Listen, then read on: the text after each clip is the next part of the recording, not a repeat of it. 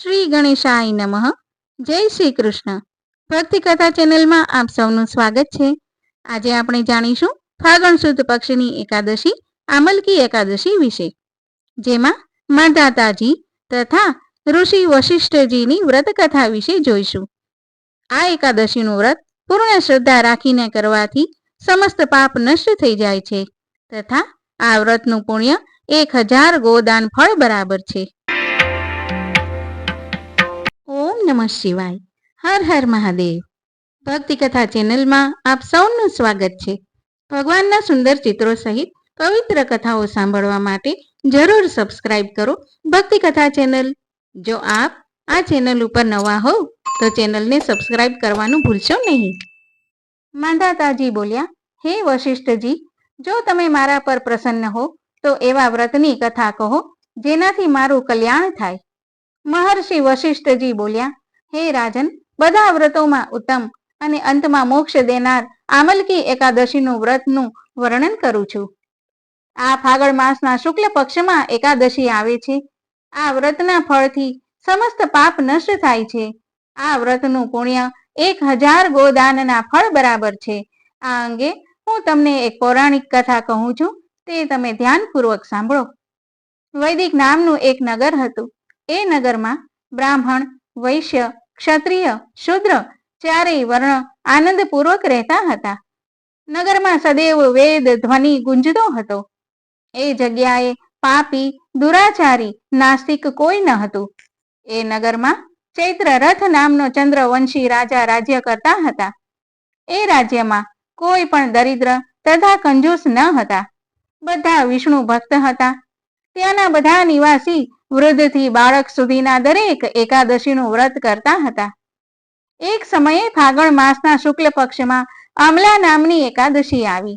એ દિવસે રાજાથી લઈને પ્રજા સુધી, વૃદ્ધથી લઈને બાળક સુધી બધાએ હર્ષ સહિત એ એકાદશીનું વ્રત કર્યું. રાજા પોતાની પ્રજા સાથે મંદિરમાં આવીને કુંભ સ્થાપન કરીને ધૂપ, નૈવેદ્ય, પંચરત્ન, ક્ષત્ર આદિથી ધાત્રીનું પૂજન કરવા લાગ્યા. તેઓ બધા ધાત્રીની આ પ્રકારે સ્તુતિ કરવા લાગ્યા, હે ધાત્રી, તમે બ્રહ્મ સ્વરૂપ છો. તમે બ્રહ્માજી દ્વારા ઉત્પન્ન છો. સમસ્ત પાપોને નષ્ટ કરનાર છો. તમને નમસ્કાર છે. હવે તમે મારો અર્ધ્ય સ્વીકાર કરો. તમે શ્રી રામચંદ્રજી દ્વારા સન્માનિત છો. હું તમને પ્રાર્થના કરું છું, મારા સમસ્ત પાપોનું હરણ કરો. એ દેવાલયમાં રાત્રિએ બધાએ જાગરણ કર્યું. રાત્રિના એ સમયે એક શિકારી ત્યાં આવ્યો. તે મહાપાપી તથા દુરાચારી હતો. પોતાના કુટુંબનું ભરણ પોષણ તે જીવ હિંસાથી કરતો હતો. તે ભૂખ તરસથી અત્યંત વ્યાકુળ હતો. થોડું ભોજન મળવાની ઈચ્છાથી મંદિરના એક ખૂણામાં બેસી ગયો. તે જગ્યાએ બેસીને તે વિષ્ણુ ભગવાનની કથા તથા એકાદશી મહાત્મ્ય સાંભળવા લાગ્યો.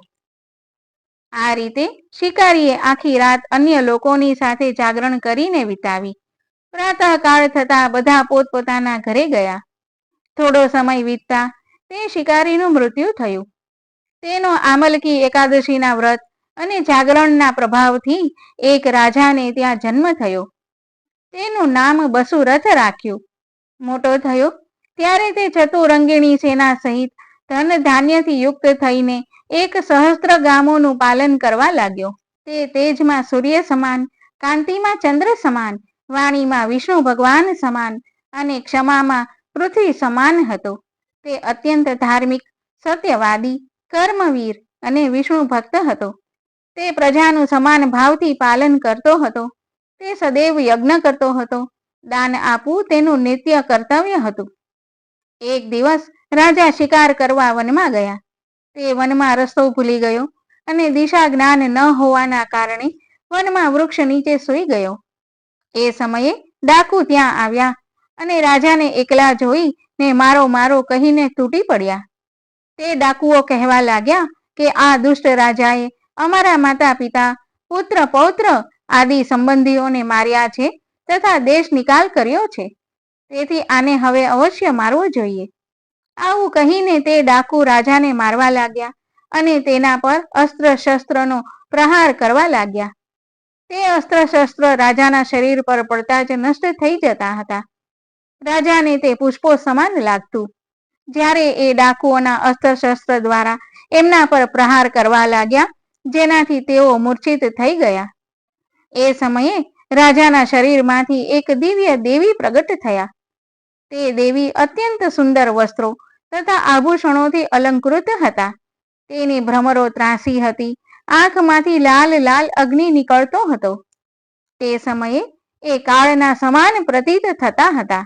તે એ ડાકુઓને મારવા દોડ્યા અને સમસ્ત ડાકુઓને મારી નાખ્યા. જ્યારે રાજા જાગ્યા ત્યારે એ ડાકુઓને મરેલા જોઈને વિચારવા લાગ્યા કે આ શત્રુઓને કોણે માર્યા?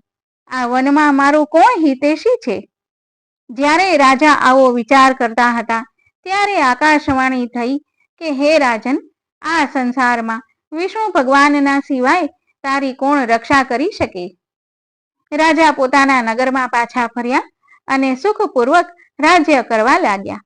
મહર્ષિ વશિષ્ઠજી બોલ્યા, હે રાજન, આ બધો આમલકી એકાદશીના વ્રતનો પ્રભાવ હતો.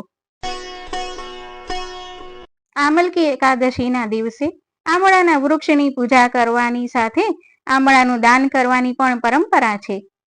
આમલકી એકાદશીમાં શ્રી વિષ્ણુની પૂજા સાથે આમળાના વૃક્ષની પૂજાનું પણ મહત્વ રહેલું છે. આ દિવસથી વ્રજમાં હોળીનો તહેવાર શરૂ થાય છે. આથી આ એકાદશીને રંગભરી એકાદશી પણ કહેવાય છે. રંગભરી એકાદશીના દિવસે શ્રી કૃષ્ણના મંદિરોમાં અબીલ, ગુલાલ અને ફૂલોની હોળી રમવામાં આવે છે. આ દિવસે ભગવાન વિષ્ણુની પૂજા અને આમળાના ઝાડની પૂજા કરવાથી મનોકામનાઓ પૂર્ણ થાય છે.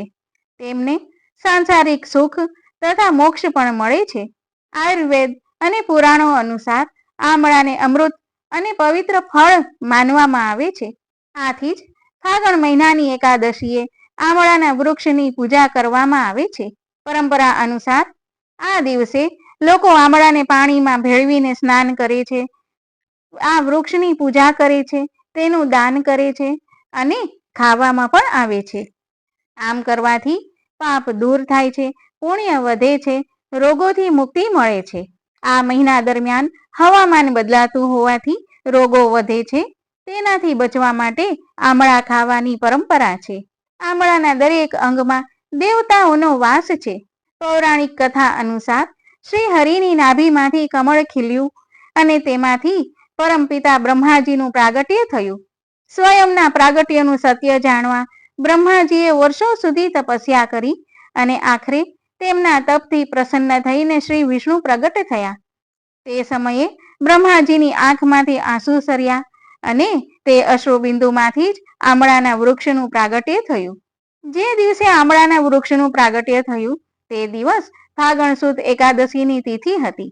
આ સમયે સ્વયં શ્રી વિષ્ણુએ બ્રહ્માજીને આશીષ પ્રદાન કરતા કહ્યું કે આ વૃક્ષ તમારા અશ્રુમાંથી ઉત્પન્ન થયું છે, એટલે તેમાં તમામ દેવતાઓનો નિવાસ થશે. તેનું દરેક અંગ પૂજનીય બનશે. ફાગણ સુદ એકાદશીએ જે વ્યક્તિ આ વૃક્ષ નીચે મારી પૂજા કરશે અથવા મને તેનું ફળ અર્પણ કરશે તેને જન્મ મરણના ફેરામાંથી મુક્તિ મળશે.